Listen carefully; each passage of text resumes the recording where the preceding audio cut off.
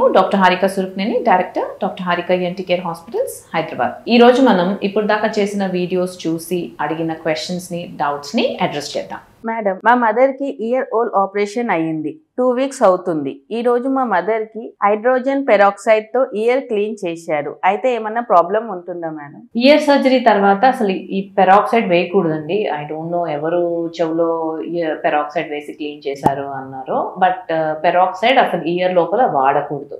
Peroxide usually ఎప్పుడు వాడతాము అంటే ఏదైనా ఓపెన్ వూండ్స్ ఉంటే అక్కడ బ్లీడింగ్ ఆగడానికి అక్కడ ఆ పెరాక్సైడ్ తోటి క్లీన్ చేసి ఆ బ్లీడింగ్ ఏదైనా అక్కడ ఉంటే అది ఆగిపోతుందని పెరాక్సైడ్ వాడుతూ ఉంటాము. చాలా మంది ఈ మిస్కన్సెప్షన్ తో ఉంటారు దట్ చెవి లోపల పెరాక్సైడ్ వేసి క్లీన్ చేసేయచ్చు అని. ఎస్పెషల్లీ మీరు అసలు సర్జరీ అయ్యింది అంటున్నారు.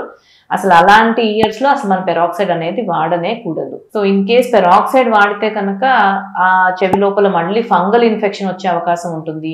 ఆ ఫంగల్ ఇన్ఫెక్షన్ మళ్ళీ ఇయర్ డ్రమ్ వరకు స్ప్రెడ్ అయ్యి మళ్ళీ కొత్త ఇయర్ డ్రమ్ ఫామ్ అయిన ఇయర్ డ్రమ్ కి మళ్ళీ డ్యామేజ్ అయ్యే అవకాశం ఉంటుంది. సో ఇలాంటివన్నీ ప్రాబ్లమ్స్ ఉంటాయి. సో మీరు ఇప్పుడు ఆల్రెడీ అది చెవి లోపల పెరాక్సైడ్ పెట్టేశారు అంటున్నారు కాబట్టి దగ్గరలో ఉన్న ENT డాక్టర్ దగ్గరికి వెళ్ళి చూయించుకోండి, ఆర్ మీకు సర్జరీ చేసిన డాక్టర్ దగ్గరికి వెళ్ళి చూయించుకోండి. ఇన్ కేస్ చెవి లోపల మళ్ళీ ఏమైనా ప్రాబ్లం ఉంటే కరెక్ట్ మెడిసిన్స్ ఇస్తారు. సో ప్రాబ్లం లేకుండా ఉంటుంది. బట్ ఎనీ టైం చెవి లోపల పెరాక్సైడ్ వేయకూడదు. ఈవెన్ చాలా మంది చెవిలో వ్యాక్స్ క్లీన్ చేయడానికి కూడా పెరాక్సైడ్ వేస్తూ ఉంటారు. పెరాక్సైడ్ వేయగానే ఇలా బబుల్స్ లాగా వచ్చేసి వ్యాక్స్ అంతా బయటకు వచ్చేసింది అని చెప్తూ ఉంటారు. And many of them land up in fungal infections. చాలా మందిలో ఇలా పెరాక్సైడ్ వేసి చెవిలో బాగా ఫంగస్ గ్రో అయిపోయి చెవి విపరీతంగా నొప్పి వచ్చి ఇన్ఫెక్షన్ వచ్చిన వాళ్ళని చాలా మంది చూస్తూ ఉంటాం. సో ప్లీజ్ చెవి లోపల ఈ పెరాక్సైడ్ యూసేజ్ అనేది కైండ్లీ అవాయిడ్.